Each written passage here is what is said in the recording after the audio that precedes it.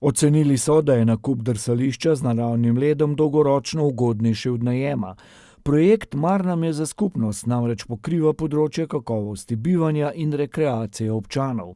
Iz tega vira so sredstva tudi za vadbo na ledu, ki jo je organizirala Športna zveza Krško. In sicer imamo vadbe po osnovnih šolah kot neka vrsta interesna dejavnost. Tudi za osnovne šole Kostanjevica so prišli v dopoldanskem času na športni dan.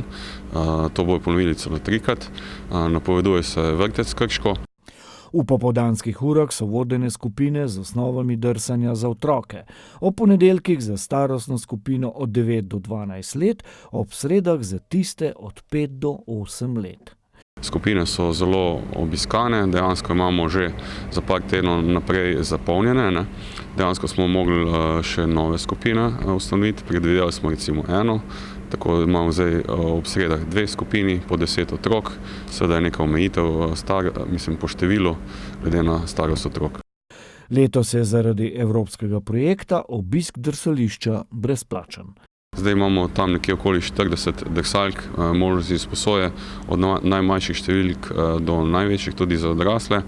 Izposoja je brezplačna, prav tako lahko zaenkrat občani, seveda tisti tudi iz okoliških občin, če pridejo, drsajo brezplačno, torej tudi uporaba drsališča je brezplačna. Jovana je let najprej preizkusila na športnem dnevu. Ja, mislim ne tle, ampak smo šli v Čatež.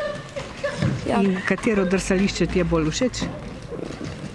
Vse, to mogoče. Kaj pa razlika med takšnim naravnim ledom, kot je tukaj, pa umetnim, jo občutiš lahko? Ja. Kaj je boljše? Tisti ta prav, naraven. Če bo vreme dopuščalo, bo drsališče v Krškem odprto do konca februarja.